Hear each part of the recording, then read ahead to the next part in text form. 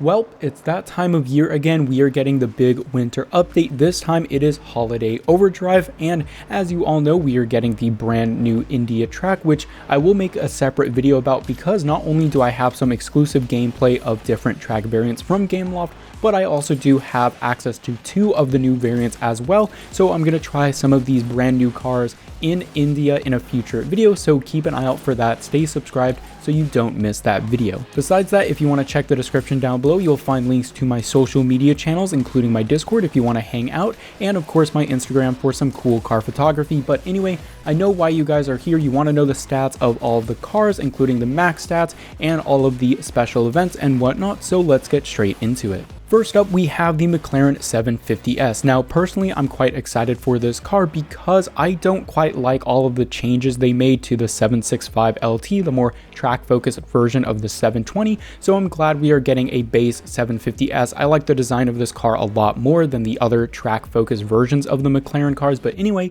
this is a pretty run-of-the-mill B-class car. It's going to be quite good for multiplayer. You can see 83 acceleration, quite above average, nitro efficiency, as well as going to give new players a really good opportunity to take advantage of the performance of this car. Top speed isn't anything crazy, about 217 miles per hour at max. So again, it's a little bit of a mid-tier B-class car. It's actually ranked right next to the Lamborghini Reventon Roadster and the Ferrari Enzo. So again, not any sort of crazy B-class king or anything like that, but a good solid addition to the Asphalt roster. Alright, next up we have another one of those classic S-Class vaporware cars. This is the Tushek Aeon E, and it is a beast in terms of stats. You can see it goes well over 300 miles per hour with nitro. Not anything like the Devil 16, but just reaching that 300 is very cool, but you can also combine that with really good acceleration. So this is going to be one of those cars that doesn't struggle a lot with actually staying at that top speed.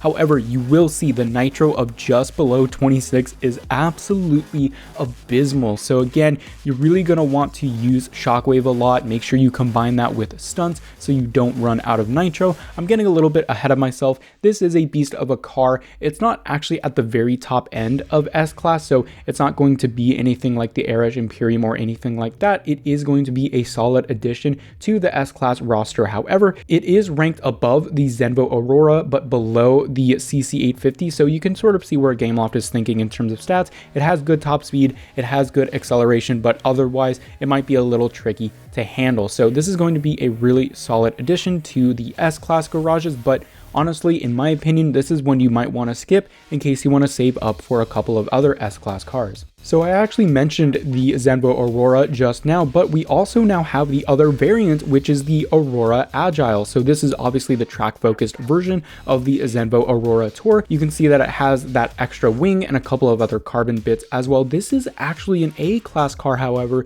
which I was not expecting. I was expecting it to be a mid-tier S-Class car with just really insane handling and maybe acceleration, but you can see that Gameloft has decided to go a different route, which honestly I can agree with. So anyway, this is going to have a top speed of 236 miles per hour at max, so not super crazy for A-Class, but definitely up there. It's not too bad. Acceleration of 83 isn't horrible, but it is at least above average for a lot of A-Class cars. However, the handling and nitro stats are really solid.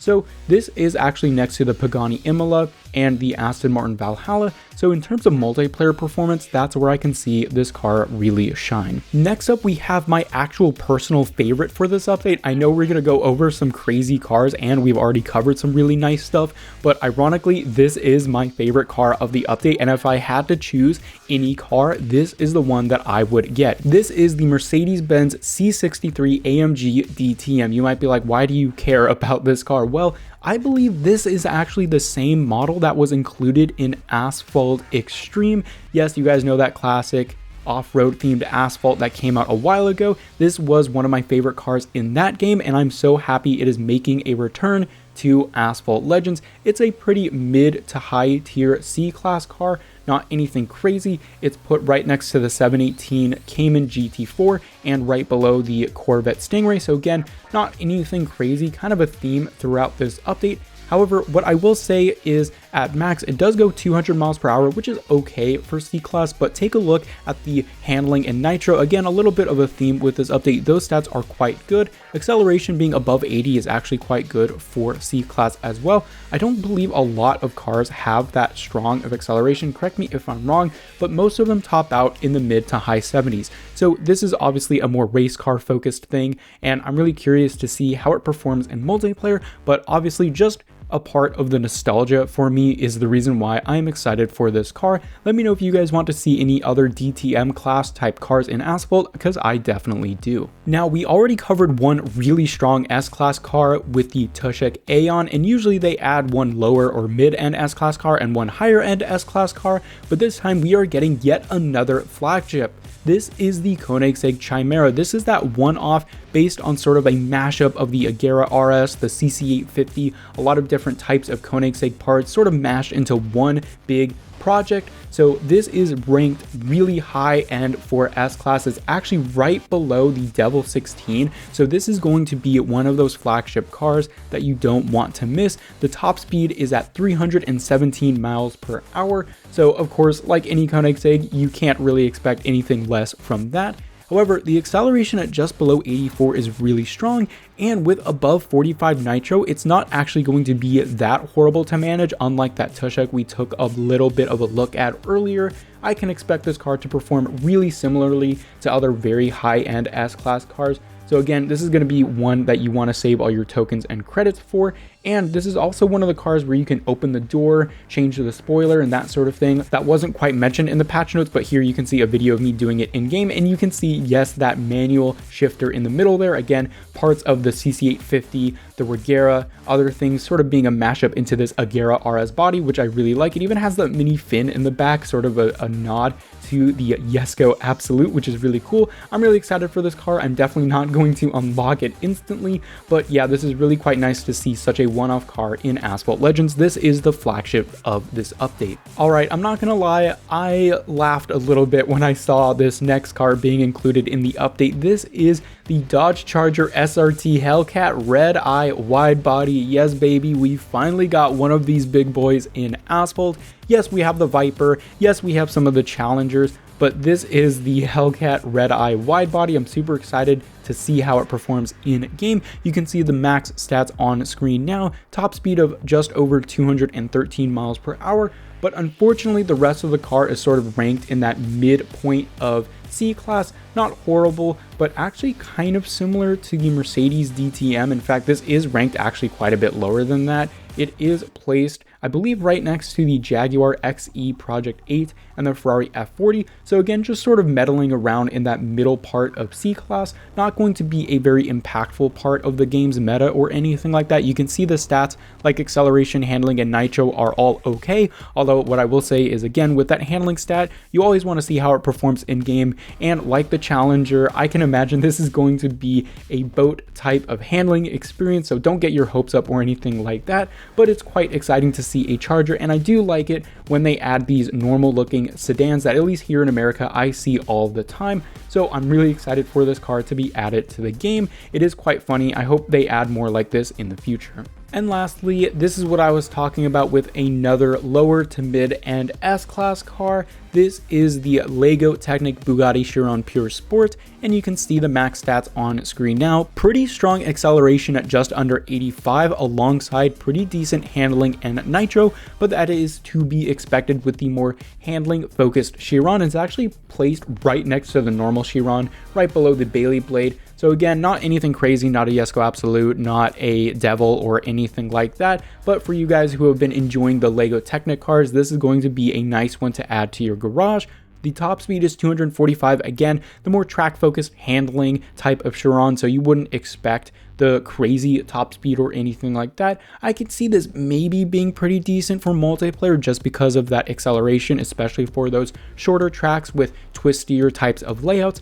but I wouldn't really expect anything beyond that. It is, again, another nice addition for the LEGO Technic lineup. Alright, so those are all of the new cars for this update, and I do have to say we actually have quite a nice lineup for this update, some really special ones in there, and some nostalgia placed in. Like I said, my favorite one is that C63 AMG DTM. I'm definitely going to go for that car for sure, but let's move on to the big flagship features of this update, and first and foremost is of course the Drive Syndicate. I believe this is Drive Syndicate 13, which is crazy that we've already done 13 of these things, but this is going to feature the Zenvo Aurora Agile and the Koenigsegg Chimera. We'll talk about more details later on when we talk about special events. Alongside the special events, we also have that brand new track with India. I've been showing you guys some gameplay on screen now. This was uploaded to the Asphalt YouTube channel, so you guys can check out more with that video. But I also do have exclusive footage from Gameloft that I'm going to share with you guys in a future video, alongside having access to 2 new variants of the track as well that I can actually test drive some of these new cars on. So again, I'm going to wait for a future video to really dive deep into the new track, discussing the layout, graphics, and everything like that. So stay tuned to the channel to watch that video. I will have more gameplay of India for you guys with that video. So we also have a new Evo car. I discussed this earlier with the dev chat video, but this is the Murcielago LP640 Roadster. This is one of the best cars in my opinion that deserves the Evo treatment. In my opinion, it would have been more impactful if we saw it with the Reventon. They're very similar in performance and rank, and I think the Reventon is just more iconic. But look, like I said, in terms of actual rank and placement in the game, these are the types of cars that I think really do deserve that Evo treatment. You don't really see these all too often, so it's nice that it's going to get a big boost in performance. Alright, so now let's talk about the big special events. Firstly, as I mentioned, the LP640 Murcielago is going to get that Evo treatment, so we are going to get an Evo special event. This is going to be a way for you to unlock, max it out, start it up, and make sure you get those Evo unlocks for the car. Next up, we're going to have a Grand Prix for the AMG 1. This is that like Formula 1 focused type of AMG.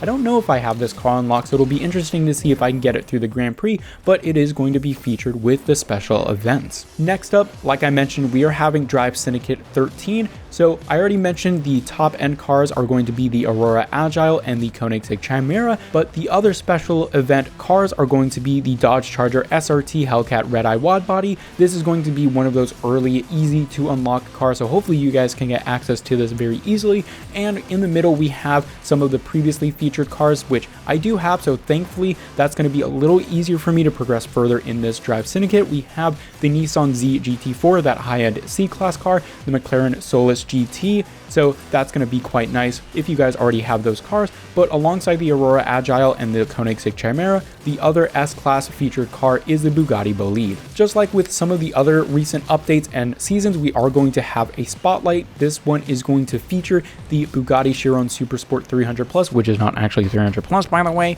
but we are also going to have the Chiron Nemesis, the Glickenhaus 007S, the Porsche 911 Turbo 50 years, the Mercedes-Benz 2022 Show Car Vision AMG. So those are the featured cars for the spotlight. A little underwhelming in my opinion. I mean, everyone and their mom has the Chiron Nemesis at this point, so I don't really care for that car. So honestly, a little underwhelming, like I said, but again, this is actually quite nice because then you don't have to necessarily dump your tokens into this event. You can save them for some of the other events. Next up, I do want to talk about some of these time-limited special daily events. Normally, I don't go over these, and I'm not going to go into complete detail about these events. There are quite a few for this update though, so I do want to mention some of the things that stand out to me.